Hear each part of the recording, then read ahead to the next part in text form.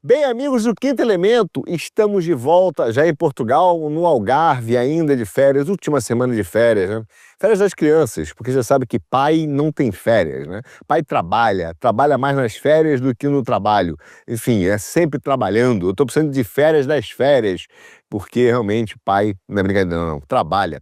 E eu queria agradecer, como sempre, os seus comentários, os seus likes, curtidas, compartilhamento, mensagens, os xingamentos também. Como sempre digo, leio todas as mensagens, até mesmo de férias. De semana que vem já estaremos de volta em Lisboa. E como eu vi todas as mensagens, fiz uma pequena lista para agradecer e mandar os alôs e os beijos que vocês pediram. Então vamos lá. Primeiro, César, grande César, da cidade de Pinhais, no Paraná. Abraço ao doutor Rodrigues, bitoconheiro, não sabia que isso existia não, mas vai lá, que é nosso fã de São Paulo. Muito obrigado aí pelo seu carinho. Pessoal de Maceió, Alagoas, a Esther da Silva, de Goiás, Ermelino Matarazzo, São Paulo, capital.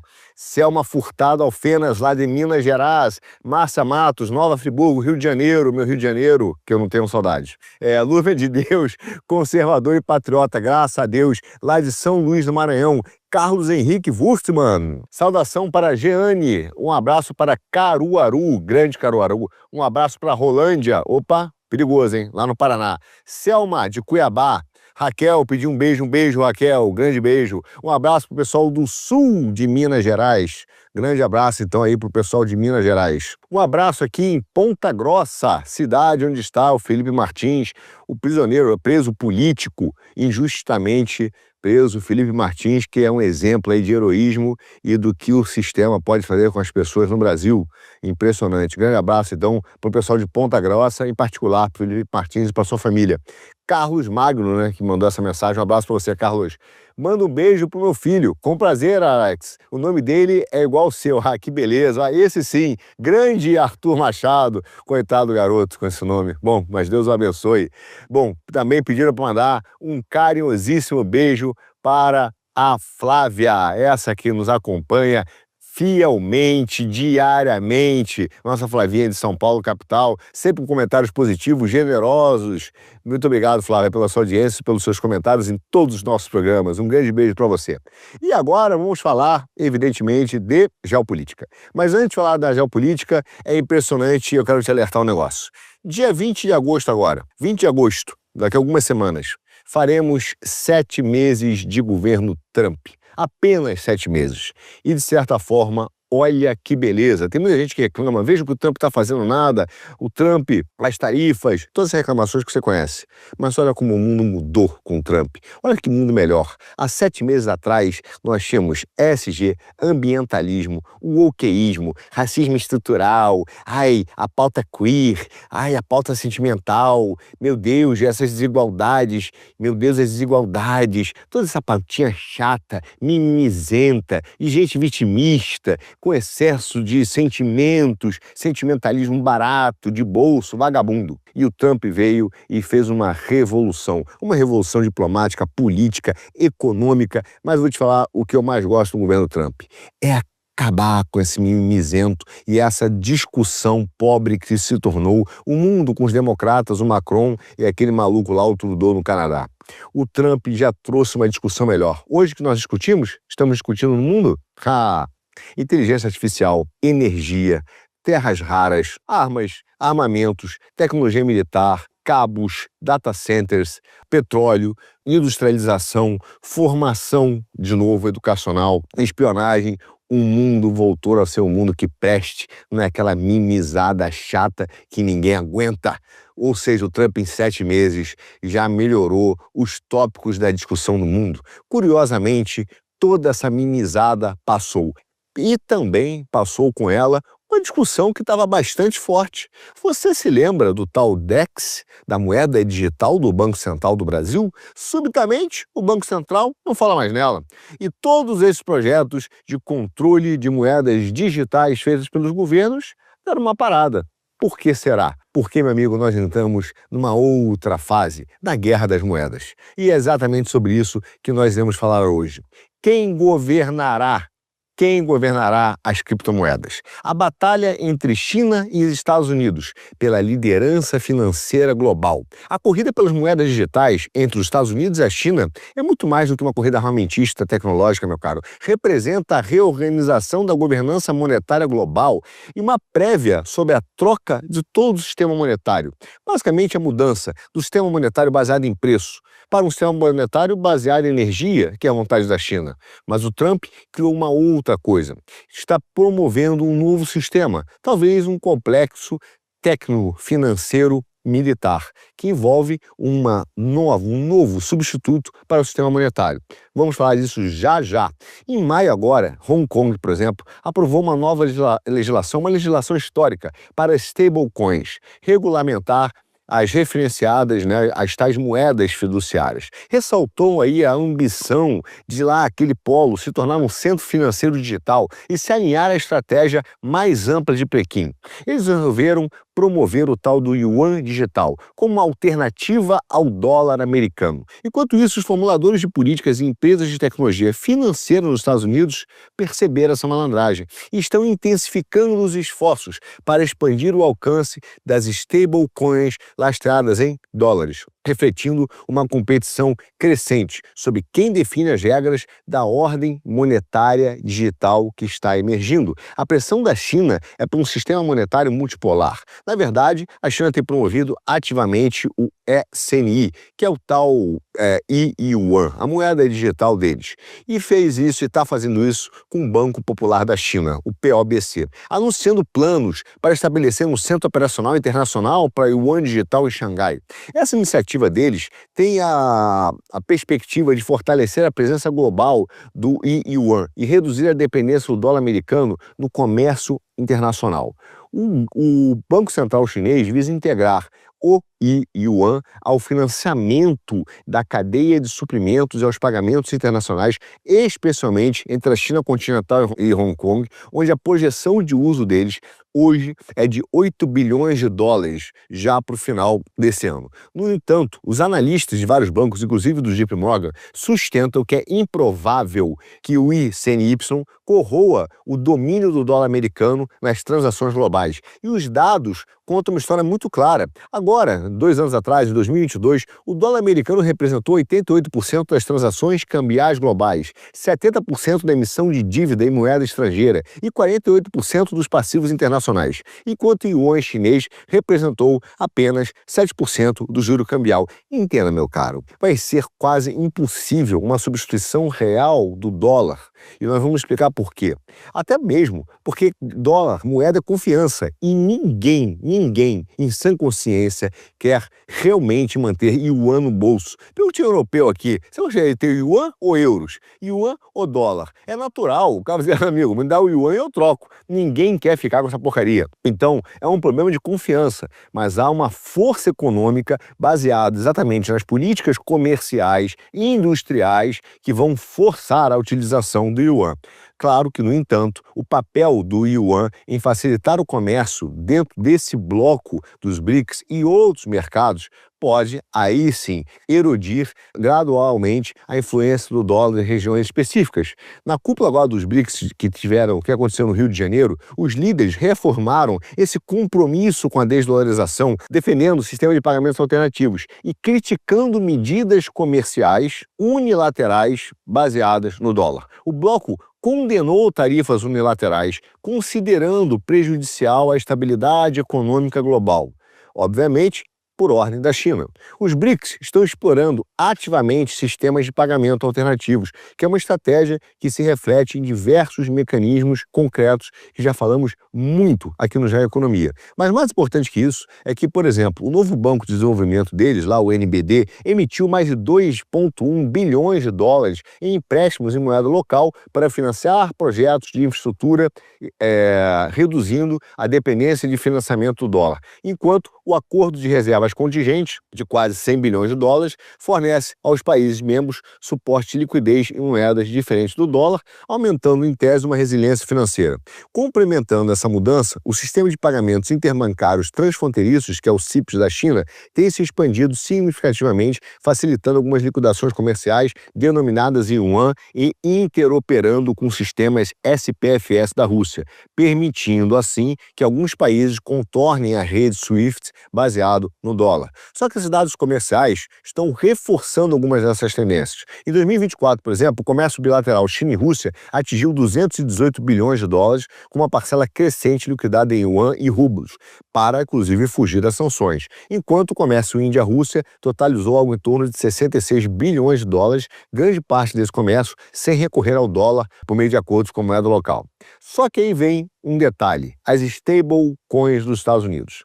Ou seja, eles perceberam que era necessário fazer e ter uma clareza regulatória e alcance global. Os Estados Unidos resolveram dominar, então, o sistema financeiro digital como uma alternativa a esse pagamento. Ou seja, é uma resposta à crescente importância das moedas digitais. E o Senado dos Estados Unidos, brilhantemente e inteligentemente, por motivação do Trump, aprovou a Lei Genius, orientando e estabelecendo a inovação nacional para stablecoins dos Estados Unidos. Isso foi feito agora, em 17 de junho, por uma votação bipartidária de 68 a 30, marcando o primeiro marco legal federal para stablecoins de sistemas de pagamentos. É uma legislação histórica e ela exige que os emissores garantam integralmente as stablecoins com ativos líquidos, registrem-se junto a órgãos reguladores e cumpram requisitos de transparência de auditoria. A aprovação é amplamente vista como uma consolidação do domínio do dólar americano no setor de pagamentos digitais, garantindo acesso regulado às stablecoins atreladas ao dólar. Enquanto isso, a Circle, que é uma emissora de USDC, um stablecoin atrelada ao dólar americano, está se expandindo, meu caro, globalmente, com alcance impressionante. De acordo com o relatório Estado da Economia da USDC de 2025, a circulação da USDC aumentou 78% em relação ao anterior e ultrapassou 60 bilhões de dólares em oferta ativa no início de 2025, enquanto o total de transações vitalícias, veja só, ultrapassaram 20 trilhões de dólares, com um recorde de 1 trilhão de dólares em volume mensal em novembro de 24. A USDC agora está acessível a mais de 500 milhões de usuários em mais de 180 países, com o suporte de uma rede crescente de parcerias bancárias globais e protocolos de transferência entre cadeias que facilitaram mais de 20 bilhões de dólares em transferências entre blockchains. Em um movimento notável, a Ant International, que é o braço internacional da Ant Group, apoiado pelo Jack Ma, lá da China, está considerando integrar o USDC à sua plataforma Ant Chain, assim que o token atender os padrões regulatórios dos Estados Unidos sob a lei Genius. Um porta-voz do Ant Group disse recentemente que nenhum anúncio formal foi feito, mas enfatizou que a plataforma da blockchain foi projetada para facilitar a gestão da tesouraria das empresas e transações comerciais internacionais. Veja, esse rápido crescimento com a clareza regulatória após a lei Genius posiciona o USDC como um meio poderosíssimo de reforçar a supremacia digital do dólar americano em diferentes países e setores. A sua crescente adoção, incluindo potencial de interoperabilidade futuro com plataformas como a Ant-Chain, sinalizaram uma convergência da infraestrutura de stablecoins dos Estados Unidos com o alcance das fintechs chinesas, reforçando a vantagem competitiva do dólar na economia digital. Você pode dizer, Arthur, e eu com isso? E o Kiko, o famoso Kiko, né? Meu filho falava isso. Bom, existem implicações de tudo isso para as finanças globais. A crescente rivalidade entre os Estados Unidos e a China em relação às moedas digitais destaca uma disputa estratégica por influência sobre o futuro das finanças globais. Enquanto a China promove o yuan, visando estabelecer um sistema monetário multipolar, os Estados Unidos, brilhantemente, na minha visão, alavancaram os stablecoins para reforçar o domínio do dólar nas transações digitais. Essa competição contribuiu para um cenário monetário global fragmentado, onde existem e vão existir múltiplas moedas digitais, cada uma lastreada por diferentes blocos geopolíticos, e essa fragmentação pode, por um outro lado, aumentar os custos de transação, sim, complicar o comércio internacional dentro do sistema bancário, mas facilitá-lo no meio digital. No entanto, também refletiu uma certa natureza evolutiva das estruturas do poder econômico global. Dados recentes ilustram essa participação no cenário. A participação do dólar americano nas reservas globais tem caiu de mais de 70% no início de 2000 para aproximadamente 59% no final de 2021, segundo aí a Comissão do FMI. Só que à medida que os países, especialmente os blocos do BRICS, buscam estratégias de diversificação de reservas, há, por outro lado, um movimento contrário a esse no sistema de pagamentos. Mas voltaremos a isso em um minuto, porque eu preciso falar dos bancos centrais. Vamos voltar aqui a uma questão. Os bancos centrais de mercados emergentes compraram mais de 244 toneladas métricas de ouro somente no primeiro trimestre de 2025, que é o maior volume trimestral dos últimos anos, sinalizando um esforço concentrado para se proteger contra a dependência do dólar. Na verdade, não é contra a dependência do dólar, mas contra a possível crise no sistema de dívida americano e aumentar a resiliência contra choques geopolíticos e monetários causados por um eventual grande reset na dívida. Essas mudanças nas reservas apontaram para essas mudanças estruturais que estão sendo feitas muito mais profundas nas finanças globais. As instituições como o FMI, por exemplo, alertaram que os ganhos de eficiência de pagamento do dinheiro digital poderia sim ser compensado pelo desafio da rede de segurança financeira sob estresse. Ou seja, em um mundo de regimes divergentes de moedas digitais com várias estruturas, o custo de manutenção e inclusive de segurança disso seria talvez muito alto. O FMI alertou, por exemplo, em uma nota política que ele escreveu em 2024, que uma mudança para uma configuração de reserva multipolar pode exigir que os emissores de reservas globais expandam os seus backstops de liquidez. Então, o que eles estão falando? Que uma fragmentação digital pode minar a própria estabilidade das grandes tecnologias que eles visam melhorar. Por exemplo, um cara lá, acho que se chama Yash Kalash, que é do Centro de Inovação e Governança Internacional, disse que as infraestruturas financeiras digitais divergentes podem promover essa fragmentação, volatilidade do fluxo de capital e disjunções regulatórias, e isso é verdade, particularmente à medida que os países constroem alianças em torno de tecnologias monetárias concorrentes. Porque está falando não só da moeda em si, mas também dos sistemas de pagamentos. Um estudo agora, por exemplo, feito pelo Anthony Ballis, de 2025, mostrou que há uma crescente exposição a sanções, tipo a Magnífica, hein? Alô, Magnífico! Aquele abraço. Bom, a exposição a sanções e a diminuição de confiança nas redes de pagamentos, às vezes no sistema ocidental, estão acelerando a adoção de sistemas como o CIPS e os trilhos bilaterais de moedas digitais de bancos centrais, reforçando essa ideia de fragmentação digital em termos geopolíticos. E esse cara, no estudo dele, destacou, por exemplo, que as redes são cada vez mais utilizadas, não apenas por questões de eficiência. Aliás, esse é o menor dos usos, mas principalmente contra riscos denominados em dólar, ou seja, riscos geopolíticos de sanções, compliance e obstáculos para evitar a mobilidade do capital, o que nós chamamos de empossamento de liquidez financeira.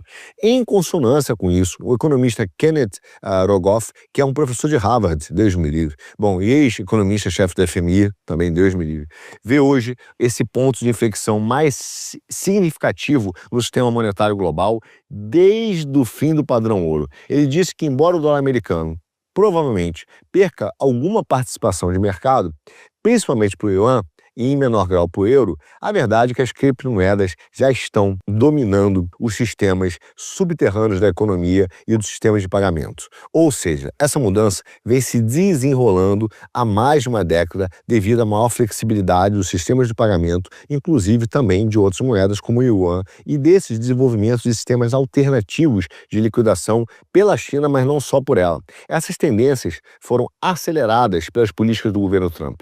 Então, o Rogoff, inclusive, deu uma entrevista no Financial Times recentemente e disse que o dólar permanecerá dominante, sem dúvida nenhuma, no curto e no médio prazo, mas enfrentará desafios crescentes à medida que uma nova ordem monetária global evolui. A questão é, que ordem é essa? Até porque toda transição tem um custo.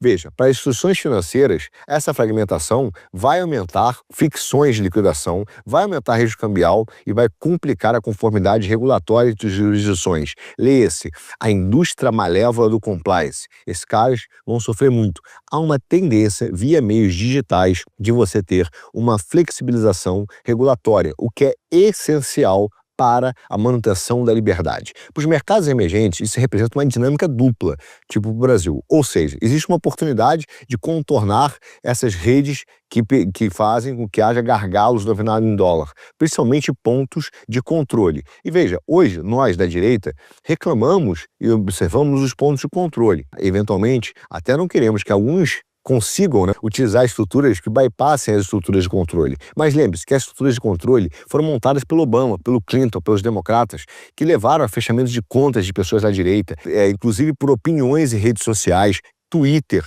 ou seja, eles utilizaram e muito o dinheiro como arma.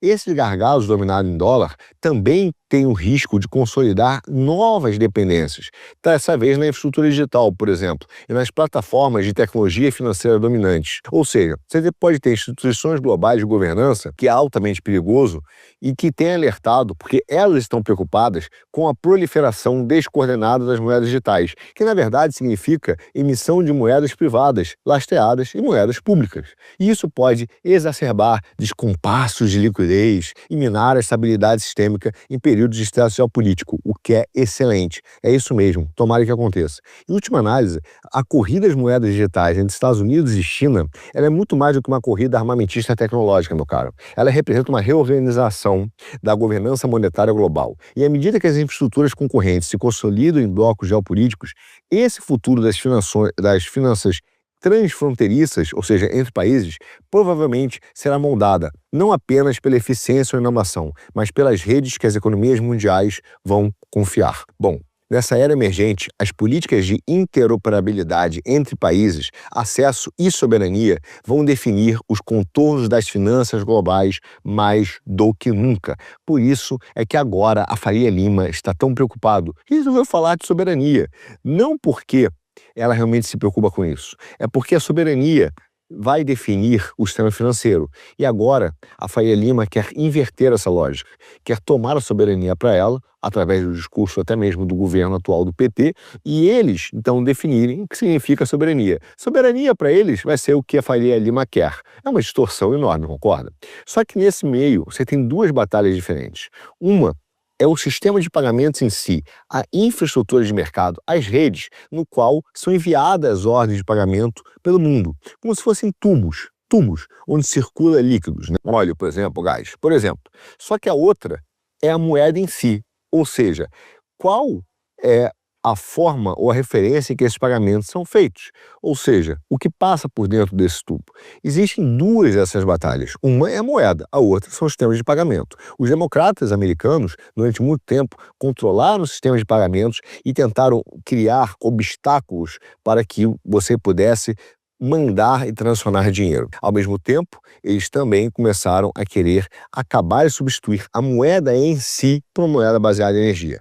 Quando os Estados Unidos agora e o Trump trazem essa nova regulamentação de criptomoedas, eles estão usando isso como um princípio da liberdade de ação e do dinamismo tecnológico financeiro. Eles não trazem uma moeda específica, mas toda uma infraestrutura digital inovadora, eficiente, para debaixo da sua área de influência. Ao mesmo tempo, ele põe limites na indústria do compliance, ou seja, meu caro, ele se coloca como uma alternativa a si mesmo. Algo absolutamente brilhante. Querem negociar em dólar? Nós temos aqui, ó, o sistema bancário tradicional. Quer negociar de forma mais discreta, mantendo a sua liberdade, sem domínio dos bancos centrais, sem ser espionado? Sim, há uma maneira mais eficiente, com ativo lastreado em dólar, em um mercado menos regulado. Nós temos as Big Techs. Você não precisa ir aos BRICS, você não precisa mais ir à China para transacionar com liberdade. É uma jogada brilhante dos Estados Unidos.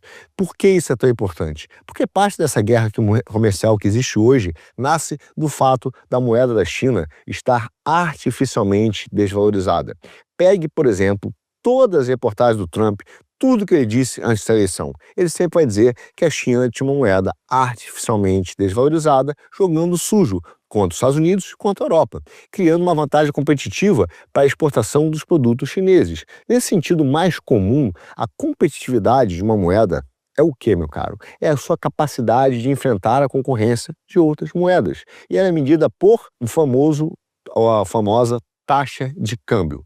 Uma forte subvalorização da taxa de câmbio, onde todas as coisas permanecem o mesmo, melhora a competitividade de preço da economia em questão.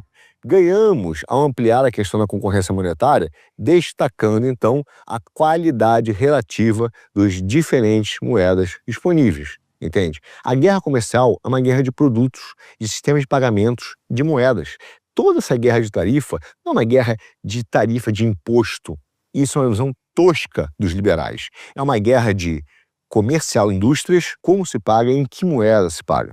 Veja, como a taxa de câmbio entre dois países é sempre uma relação entre duas moedas, real versus dólar, yuan versus real, euro versus dólar, euro versus real, euro versus yuan, uma se valorizando e a outra se depreciar, e isso que é a guerra comercial, se você tem um cenário que todas as moedas caem ao mesmo tempo, não muda nada. Ou seja, para mudar alguma coisa, se o mundo tiver, por exemplo, N moedas, exemplo, 100 moedas, no máximo 99 moedas podem se depreciar ao mesmo tempo. A última tem então que sumir drasticamente para suportar toda a carga total desse ajuste. Senão, a competição é a mesma.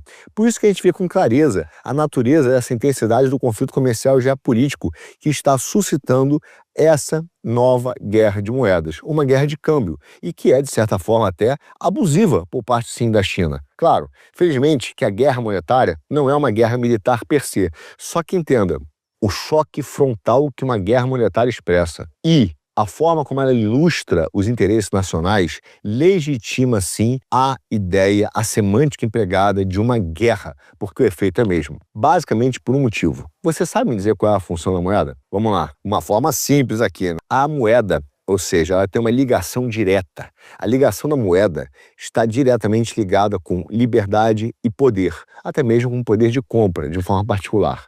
Mas ela é bem resumida nessa forma assim.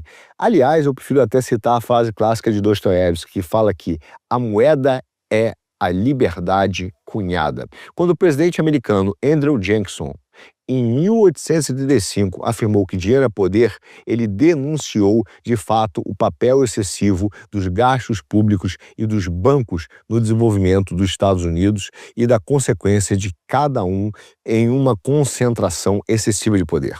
Meu amigo, a função da moeda é a seguinte. Primeira, a moeda é uma unidade de conta, uma unidade contábil.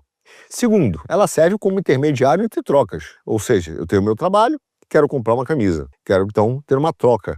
E aquela moeda vale alguma coisa para que aquela pessoa possa trocar por um outro ativo. E terceiro, ela tem uma famosa reserva de valor. O velho adágio é verdadeiro. Money is what money does. O dinheiro é aquilo que ele faz. Por isso que o dinheiro não vale nada, só na China, né? Bom, por isso que alguns entendem o criptoativo mesmo, as moedas digitais, como uma moeda incompleta, uma moeda parcial, porque ela não atende essas três funções de uma moeda. Ela pode servir como uma moeda de troca? Sim. Como a parte entre as partes? Pode. Ela pode servir como unidade contábil? Pode. Mas ela não é uma reserva de valor porque ela tem uma volatilidade muito grande. E a ideia de reserva de valor é aquilo que não é alterado de acordo com o poder de compra. Então, o poder do dólar também, do ponto de vista geopolítico, ele tem gerado uma outra simetria no mundo, que é a exterioridade das regras americanas. Você viu isso recentemente com a sanção a Alexandre de Moraes. Simplesmente, os Estados Unidos olharam para o Brasil e identificaram um violador internacional de direitos humanos, que não estava seguindo a ideia do devido processo legal, de algo que é simplesmente o acordo entre todos os países mínimo, com um acordo civilizacional. Manter o princípio da dignidade da pessoa humana é garantir a todos uma dignidade inerente, que faz com que numa democracia valha o governo da lei. Agora, as autoridades americanas perceberam, então, que havia uma distorção disso, havendo uma corrupção, um mau uso da soberania. Então, se você tem um violador internacional de direitos humanos que não cumpre, pelo menos, o princípio da dignidade da pessoa humana, que parte do princípio mais basilar de todos os governos e que leva, como derivado disso, o direito a um julgamento justo e imparcial, você então começa a querer não mais participar desse grande condomínio que garante que você tenha, de fato, acesso a mercados internacionais. A gente está falando, claro que você pode dizer, é a soberania, mas há limites nesse sentido. A soberania não pode ser corrompida no seu princípio inicial. De certa maneira, muitos ditadores, muitos tecnocratas e muitos violadores de direitos humanos usam a mesma estratégia do pedófilo. Eles abusam da confiança que ganham, fazendo mal a quem deveriam proteger. A lei é algo que uma Suprema Corte Constitucional deveria proteger e não subverter aos seus desejos e aos seus caprichos. Por isso, e que eles fazem como reação a isso, é que uma abordagem totalmente unilateral, vindo dos Estados Unidos, se você fizer uma transação, meu amigo, envolvendo um dólar, mesmo que você esteja a 20 mil quilômetros da costa americana, você estará sob a jurisdição americana e as suas regras, porque você está usando uma moeda pública que deve seguir leis que estão relacionadas à emissão dessa moeda pública. E essas leis estão ligadas a princípios e valores. Como tal, meu caro, as autoridades americanas têm imposto multas pesadas, por exemplo, a bancos europeus envolvidos em operações ilegais ou em países que estão na lista negra dos Estados Unidos. Agora, veja só, a troca do dólar para o yuan geraria esse inevitável poder de exterioridade dos Estados Unidos para a ditadura chinesa. Quando o governo Lula vai na televisão e fala precisamos já acabar com a hegemonia do dólar e pensar em entrar no yuan, ele está dizendo abram as portas do poder de exterioridade da moeda, não mais para o governo americano, que eventualmente não trabalha sempre para o Brasil, não. Claro que não, trabalha para eles, óbvio, mas vai abrir para um governo que é reconhecidamente e absolutamente ditatorial, que persegue cristãos, que recentemente proibiu alunos de estudarem fora da China, que exige a entrega de passaportes e documentos para professores e funcionários públicos e que persegue dissidentes. Imagina você simplesmente se posicionar como um cristão dentro do Brasil, falando sobre a Bíblia ou sobre determinados princípios democráticos e isso ofender ou ser entendido como ofensa pelo governo do Xi Jinping. Ele também irá exercer o poder de exterioridade da moeda. Por isso que os Estados Unidos colocaram como opção os criptoativos. O Estado representado pelo Banco Central, hoje, há muito tempo, não tem o monopólio do processo de criação monetária, ou seja, da emissão. Sabe por quê? Porque os bancos comerciais hoje participam amplamente desse processo. A Faria Lima, ela emite moeda. Os Bradesco e Itaú emitem reais através de crédito. Então, meu amigo, um país tem a sua verdadeira soberania monetária quando esse país, e mais especificamente as autoridades monetárias responsáveis, como o Banco Central, o Ministério das Finanças, estabelecem livremente os objetivos, sim, de uma política monetária e os instrumentos para alcançá-los, mas protege essa moeda de interferência externa. Na maioria dos países, o Banco Central é hoje dito independente do governo, ou seja, cabe a ele, como tal, apenas definir os objetivos e instrumentos da política monetária. Só que todos essas políticas monetárias e esses objetivos são feitos pelos grandes bancos. Eles abrem mão da soberania da moeda. Por exemplo, falar aqui na Europa, os objetivos do Banco Central Europeu são definidos em termos gerais, sabe por quem? Tratado de Maastricht. O objetivo principal não é exclusivo, é a estabilidade de preços. Só que cabe ao BCE dar um conteúdo concreto ao que ele, Banco Central, entende por estabilidade de preços. Ou seja, o Banco Central Europeu diz o seguinte, você que está trabalhando aí na Europa, né, suando a camisa, não se preocupe, porque nós vamos aceitar uma inflação média mais ou menos em torno de 2% ao ano. Ou seja, nós vamos tirar 2% do seu poder de compra, porque nós entendemos que isso é estabilidade. Nós vamos deixar todo ano 2% mais pobre. Essa é a grande meta dos bancos centrais. Nos países avançados, eles também dizem que em torno de uma inflação de 2% é ótima. No caso, Para fazer a política monetária, eles também precisam olhar para a política cambial. Para a política cambial, as competências, por exemplo, já são frequentemente partilhadas entre o Banco Central e o Ministério das Finanças. É o caso dos Estados Unidos, que tem uma divisão bem sutil de competências entre o Federal Reserve e o Tesouro, mas também a necessidade de coordenação política diante de determinadas situações. Ou seja, a soberania monetária nacional, ela pressupõe que as autoridades responsáveis regulem uma dinâmica de endividamento e de criação monetária, bem como as taxas de juros que vão definir no curto prazo o país. Quem manda nas taxas de juros hoje no Brasil? Não é o governo, meu caro, é a Faria Lima. Esses fatores mostram que houve uma quebra da soberania monetária dos estados, sendo então motivados pela tal da globalização, que hoje é um sistema neoliberal que deu errado.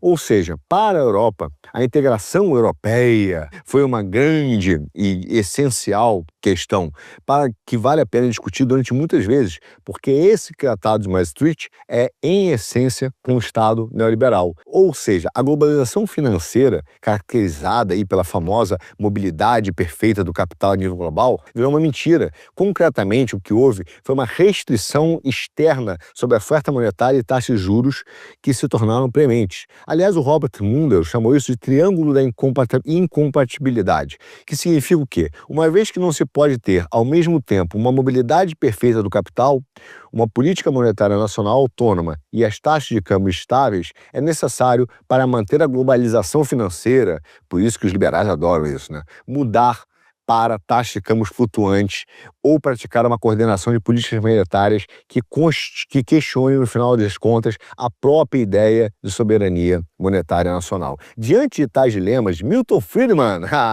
né, o grande ídolo dessa galera, e os monetaristas se pronunciaram na década de 50, muito antes da morte desse sistema de Bretton Woods, a favor das taxas de câmbio flutuantes. Só que o argumento era precisamente que a mudança para a taxa de câmbio flutuante pura, como eles chamam, sem qualquer intervenção dos bancos centrais no mercado de câmbio, reforçaria a autonomia e a eficácia das políticas nacionais. Meu caro, a realidade, depois de tanto tempo, é que na prática, as taxas de câmbio flutuantes globais muitas vezes geraram círculos viciosos, desde a depreciação da moeda nacional de 1973, que geraram mais inflação doméstica e depois nova depreciação. Não era realmente a marca de uma soberania monetária nacional reforçada, muito pelo contrário. Por isso é que hoje a Lei Ginius, de certa forma, dá uma soberania de emissão a um novo ator. Quem mais pode emitir moedas? As Big Techs, contrapondo-se ao setor bancário. É uma espécie de libertação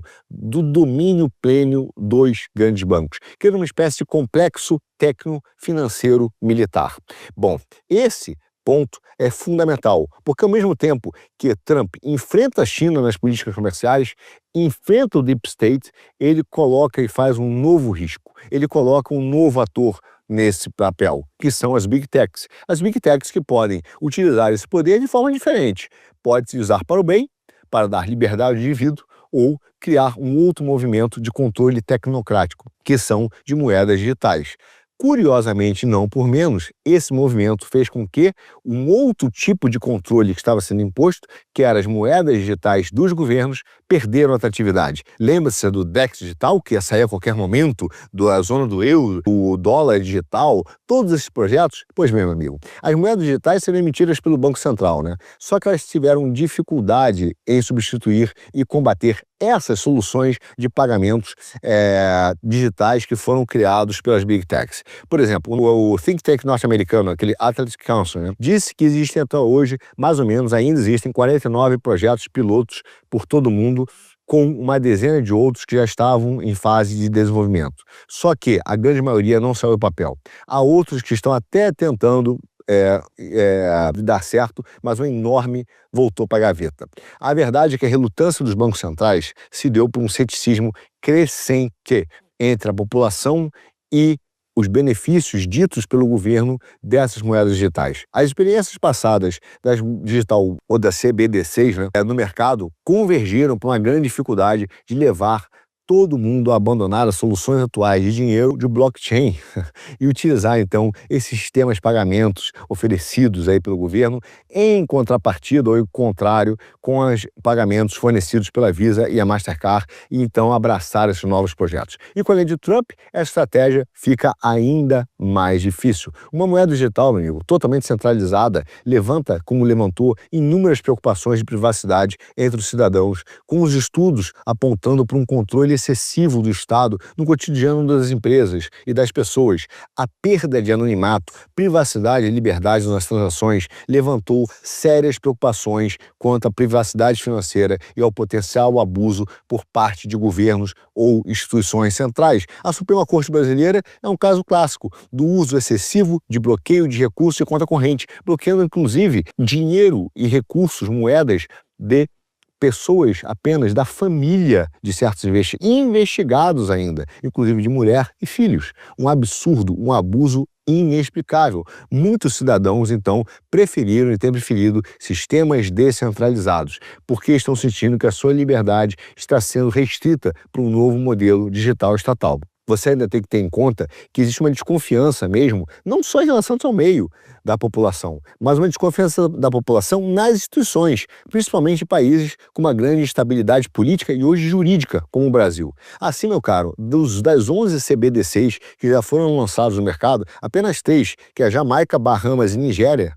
países impressionantemente importantes no mundo, continuam no ativo, né, e registram certo sucesso. 2 do Senegal e do Equador foram oficialmente canceladas, não deu certo. E as restantes se encontram em famoso stand-by, inativo. Ou seja, o Trump ajudou a enterrar esses projetos ao matar o dólar digital. O que o Trump fez? Empenhado em tornar os Estados Unidos a capital dos criptoativos, o Trump, então, impediu a reserva, o Federal Reserve, de lançar um dólar digital. A Câmara lá dos Deputados já avançou nesse sentido e a legislação agora aguarda a aprovação do Senado. Com uma CBDC fora dos planos, a atual administração quer fazer das stablecoins o futuro dos pagamentos digitais. Trump foi brilhante nessa guerra das moedas. Vamos dar só uma volta ao mundo em alguns desses projetos, só para você sentir. Equador. E a desconfiança fez cair o tal dinheiro eletrônico. Foi a primeira solução moderna de uma moeda digital emitida pelo Banco Central. Em 2015, o dinheiro eletrônico, como era chamado, ficou disponível para todos os equatorianos. No entanto, o projeto acabou por ter um impacto residual no setor financeiro e vários especialistas apontaram a falta de confiança da população no governo como um grande fator de dissuasão. No caso agora de sucesso, Bahamas, né? Eles criaram o Sand Dollar. Esse cara resiste ao teste dos tempos. Foi considerado a líder mundial no desenvolvimento das CBDCs e eles têm uma das únicas moedas que conseguiram resistir a esse famoso teste dos tempos, que foi apelidado de Sand Dollar. Foi lançado, na verdade, em 2020 e colheu aí um sucessozinho relativo e conseguiu realmente alcançar grande parte dos seus objetivos originais. No entanto, falhou em reduzir o que ela mais queria, que é o número de notas e moedas em circulação. Inglaterra, Libra digital. Haha, em vias de extinção. Música, por favor, fúnebre para a Libra digital. 1 minuto de silêncio. Bom, com o governo aí do Banco de Inglaterra, o Andrew Bailey, né, ele ficou mais desconfiado em relação a esses benefícios de uma Libra digital, sentiu que a coisa não ia bem e então o supervisor o órgão supervisor está mesmo decidido a abandonar o projeto. A Bloomberg noticiou que a autoridade está em contato com o setor privado para então chegar a novas formas de pagamento e transferência de dinheiro que respondam à necessidade de inovação, liberdade e privacidade da população.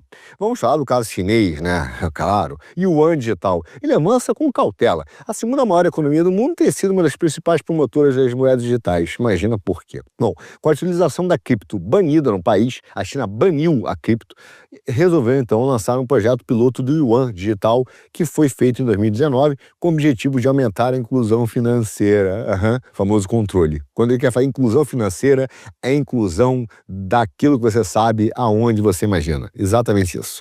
No entanto, tal como outros projetos, ele tem tido problemas de adoção. Óbvio, principalmente, adivinhe quem foi os casos que mais reclamaram. Adivinhe, funcionários públicos, os FUNSA, eles mesmos. Bom, na Rússia, rublo. O rublo foi utilizado, nesse caso eletrônico, para contornar as sanções. Ele já está, vai chegar em breve, no próximo ano, no mundo digital, e a Rússia vê essa moeda como uma das formas mais importantes de contornar as sanções impostas pelos Estados Unidos e que tem acontecido de maneira cada vez maior desde o conflito da Ucrânia em 2022. Ao mesmo tempo, lá o Putin, né, resolveu e tem apostado também no setor de criptoativos ao permitir, por exemplo, a utilização dessas moedas no comércio internacional, por motivos óbvios.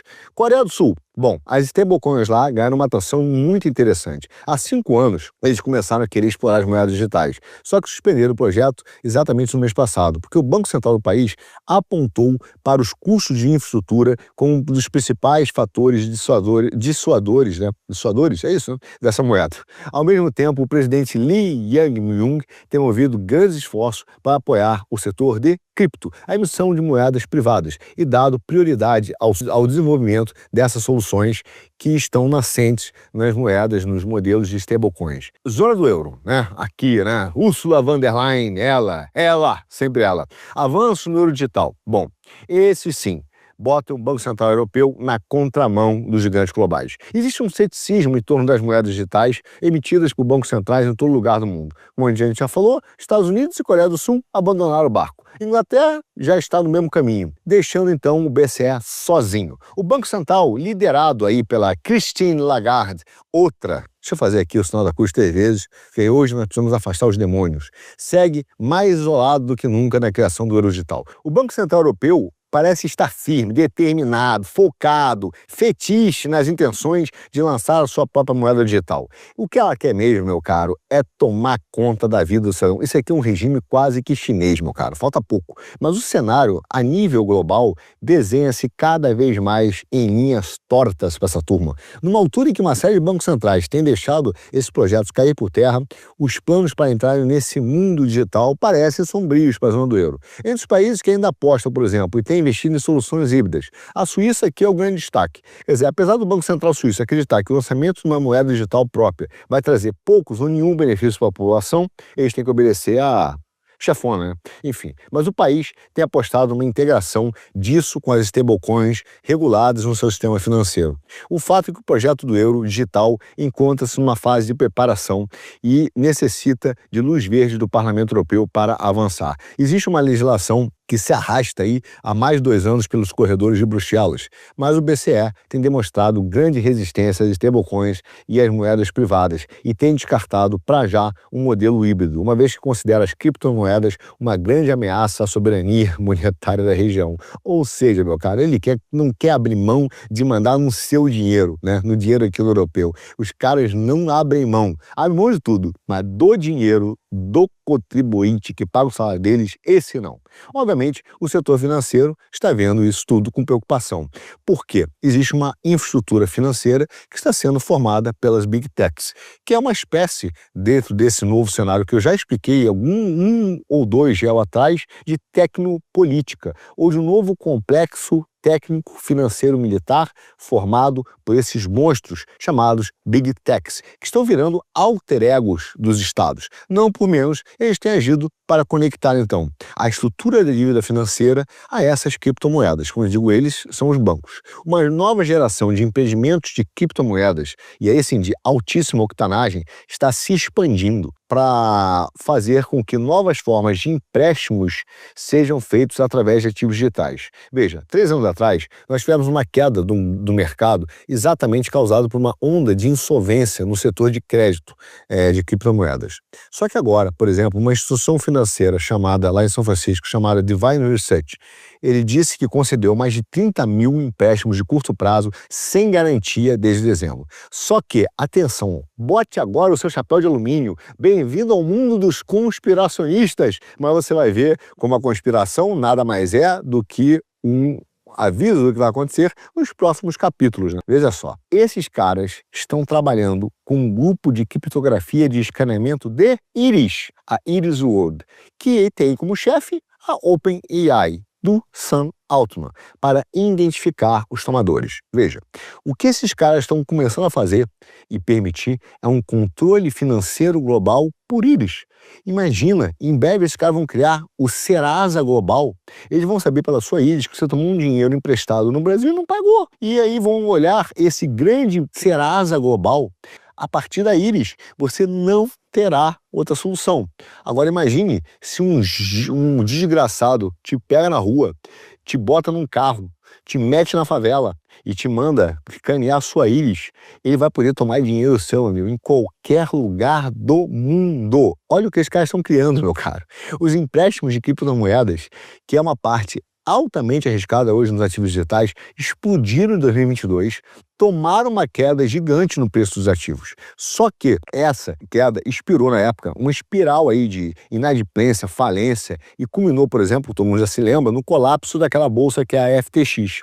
Só que o chamado inverno das criptomoedas durou pouco, quase 2 anos. Agora, meu amigo, o preço da Bitcoin atingiu níveis recorde e grandes instituições financeiras que precisam do modelo da escravidão pelo crédito estão começando a investir em empréstimos com criptomoedas. Estamos emprestando para pessoas comuns, como professores do ensino médio, vendedor de fruta. Basicamente, qualquer pessoa com acesso à internet pode ter acesso aos nossos fundos. Veja que ser humano simpático, né? É o fundador da Divine, o Diego Esteves. Estou emprestando para um professor, para um vendedor de fruta. Mete a íris aqui, meu caro. E ele fala com maior seriedade. Isso é a microfinança esturbinada. A Divine oferece empréstimos de menos de $1.000 em USDC, que é stablecoin da Circle, um criptativo que equivale ao dólar americano, já falamos aqui, para consumidores com dificuldades financeiras, principalmente no exterior. Ai, que ser humano, amiga. É fofo. A empresa descreve seus mutuários como pessoas mal atendidas por instituições financeiras tradicionais e utiliza o sistema de escaneamento de íris do Altman para garantir que tomadores de empréstimos que não pagam não possam criar uma nova conta no mundo, né? Óbvio. Agora veja, tudo isso feito por modestas taxas. Os empréstimos geralmente vêm com uma taxa de juros módica, fixadas entre 20% e 30% em dólar. Esses são exatamente a visão, a bondade desse rapaz. Bom, entre os pares da Divine, que está lá nesse mercado da criptomoedas, tem a TreeJane, que em junho recebeu nada mais nada menos que $5 milhões em financiamento inicial de risco, né, do grupo Paradigm, que também investiu no passado na FTX. Essa startup também já está oferecendo linha de crédito em USDC sem garantia na blockchain. Naquela Ethereum.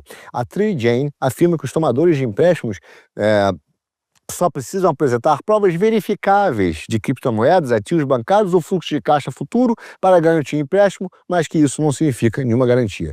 Empréstimos sem garantia, meu caro, são inerentemente arriscáveis, todo mundo sabe disso, porque você não tem ativo disponível para recuperar em caso de inadimplência do tomador. Porém, fazer uma morte digital através da sua íris é um ativo fantástico para o setor financeiro. Veja, a indústria de criptomoedas, nesse sentido, é absolutamente a forma em que o setor financeiro pode implementar novamente a escravidão no crédito com uma forma muito mais turbinada de escala global.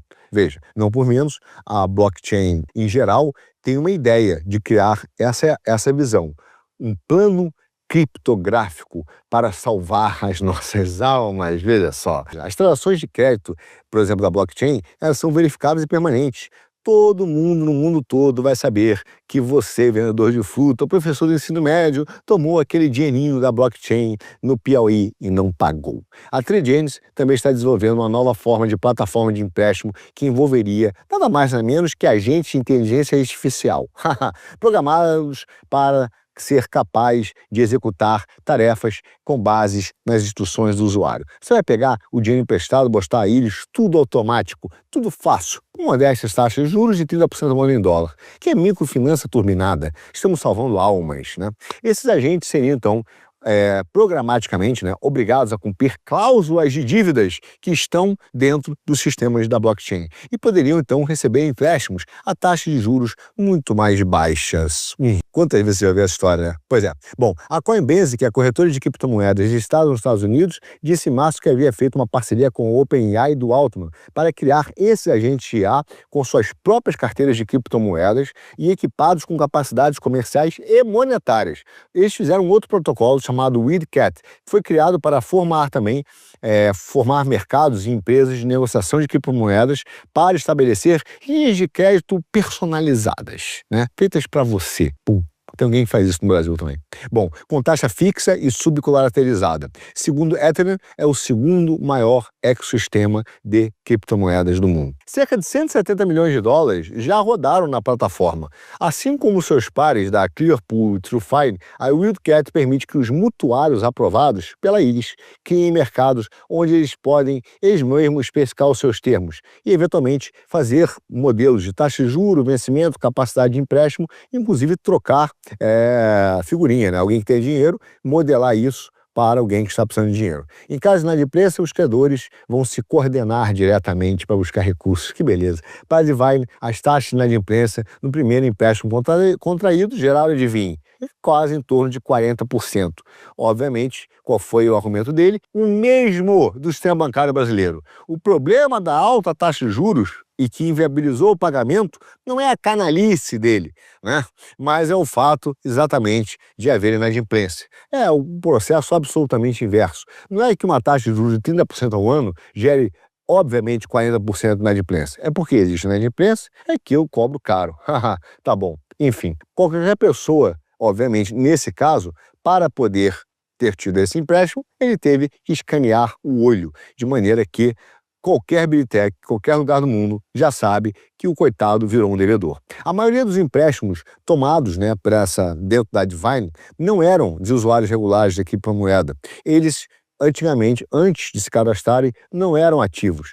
É uma medida, claro, de desespero, né, meu caro? O esquema foi testado também na Argentina, que sofreu uma inflação acentuada. Adivinhe. Por que será, né? Bom, os empréstimos, então, foram financiados por depósitos de pessoas físicas que geraram para essas pessoas bons rendimentos. Qualquer pessoa pode fornecer liquidez, obviamente por taxas de juros extremamente altas. O projeto, né, e projetaram, na verdade, o sistema de forma que, após contabilizar as taxas de inadimplência e as taxas de juros, os provedores tenham sempre lucro. Veja só, o sistema de inteligência artificial não é um empréstimo apenas. Ele faz com que você que esteja dando liquidez tenha um algoritmo interno em que não há a possibilidade de ter perda, com taxas de juros de 40%. Você entendeu que o argumento não faz sentido? Ele fala, a taxa de juros é alta por causa da inadimplência. Só que o sistema é gerado para que tenha sempre lucro. Como é que você não vai ter perda, então você tem uma taxa de 40%?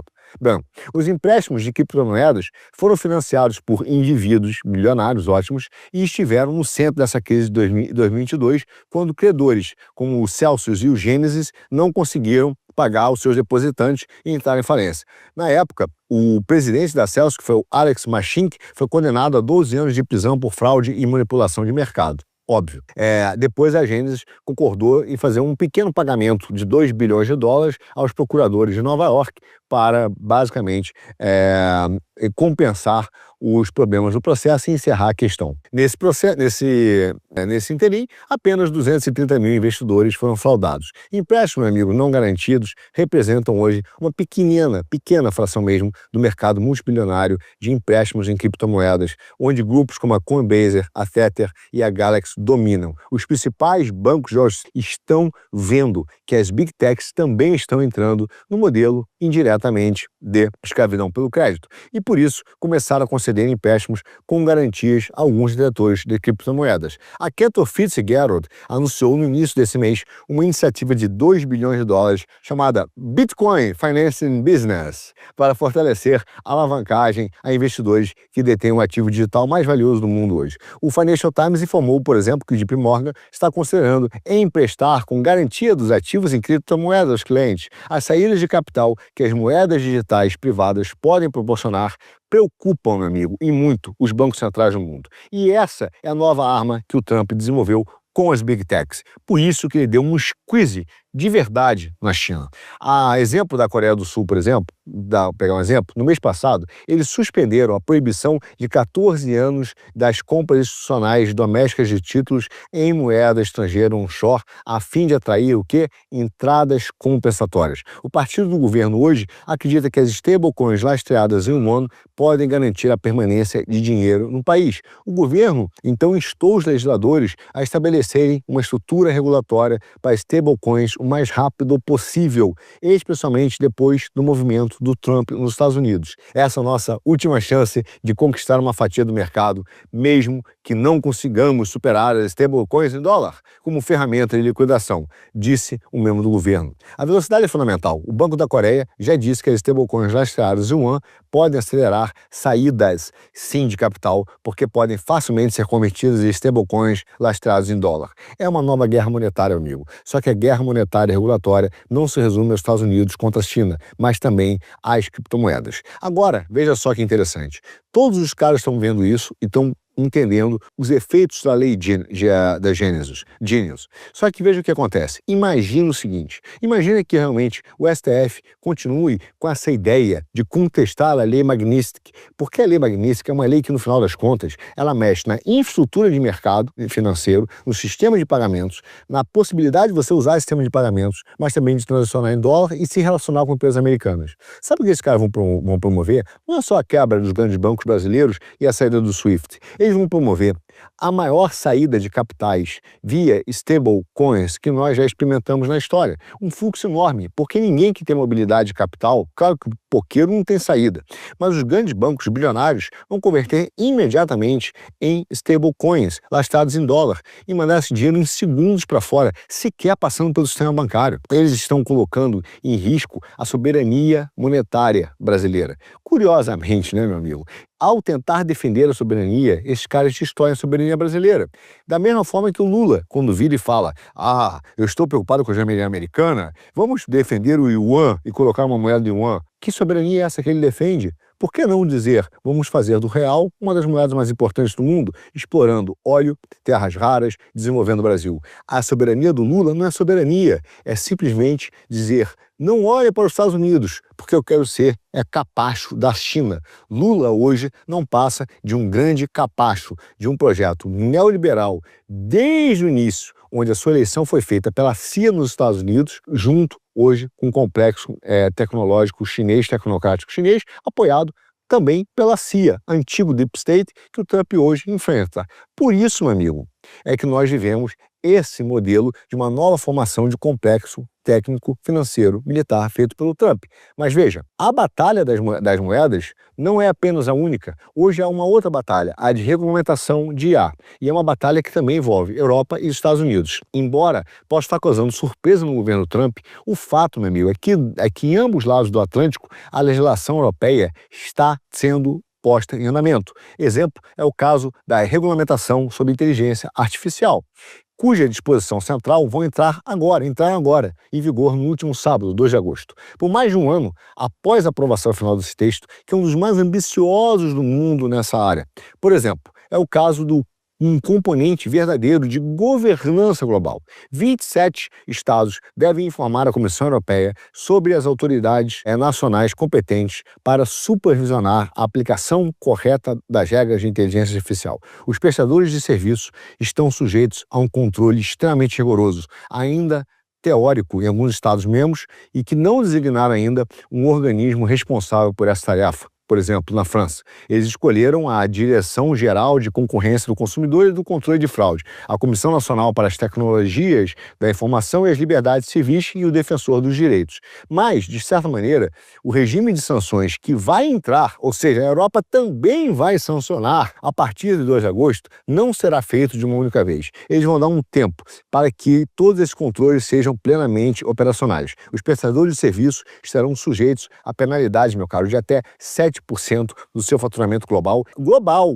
caso não cumpram as proibições listadas no regulamento e aplicáveis por leis imediatamente. Essas sanções abrangem desde a comercialização de software destinados, por exemplo, a prever o comportamento criminoso de indivíduos até a exploração de vulnerabilidades relacionadas à idade ou deficiência, incluindo a criação de bancos de dados de reconhecimento facial. Exemplo, esse que nós falamos de crédito. As medidas mais prominentes dizem respeito aos sistemas de IA de uso geral, incluindo os modelos de geração de imagem e texto como o Chat GPT da OpenAI, o Gemini do Google e o Grok da XAI, do Musk. Os desenvolvedores eles devem fornecer às autoridades documentação técnica sobre toda a arquitetura dos seus programas e ser absolutamente transparente sobre os dados usados para treiná-los. E essas regras significam que as informações sobre como os modelos de AI serão treinados devem ser claros e devem proteger os direitos autorais e será a melhor garantia de um desenvolvimento de IA, e essa é a visão, pelo menos, dessa Comissão Europeia. O caminho, meu amigo, para isso não acabou. Na verdade, existe um cronograma de implementação que vai até 2027. Só que em 2026, algumas dessas novas obrigações serão aplicadas ao sistema de IA considerados de alto risco, classificados assim porque são usados em áreas acessíveis como educação, gestão de infraestrutura energética e controle de fronteiras. O dia 2 de agosto, meu amigo, então não sinaliza o fim das batalhas travadas em torno dessa briga do setor privado e das grandes empresas europeias e governo. Não. Eles gostariam mesmo de suspender, de certa maneira, um universo ainda maior de legislação. Só que, até mesmo os governos, alguns desses caras consideram a lei ainda muito tímida. Existe uma vontade de ampliar isso. Só que as Big Techs também inovaram. Eles não são só sistemas técnico, financeiro, militar, mas também tem a técnico-diplomacia, uma nova forma de fazer diplomacia. Na verdade, os debates das últimas semanas aqui na Europa geraram em torno de códigos de boas práticas que foram publicados pela Comissão Europeia para fornecer modelos de uso geral. Essa especificação ajuda as empresas a mostrar suas credenciais, mas também não despertou nenhum grande entusiasmo dos grandes nomes da tecnologia mundial. A maioria assinaram esse protocolo porque tiveram que fazer, mas com uma grande hesitação. Por exemplo, o Google anunciou na quarta-feira, dia 30 de julho, que assinaria esse código, só que declarou que basicamente estaria preocupado com o fato da lei de IA e do código que a Europa criou poderem retardar de forma muito grande a implementação de IA na Europa. Aliás, meu amigo, Estados Unidos e a China estão envolvidos hoje no que provavelmente é a disputa decisiva do século em torno da inteligência artificial, ao mesmo tempo que pergunta-se quem controla a tecnologia mais avançada. Em síntese, em essência, trata-se de uma disputa, não sobre regulamentação em si, mas sobre quais valores e visões nacionais moldarão o futuro do mundo. Mas, meu amigo, se essa batalha se dará somente nos aspectos monetários, nos aspectos de mercado, de infraestrutura ou de soberania monetária e digital, você já sabe, será assunto para o próximo não, um dos nossos próximos Geoeconomia.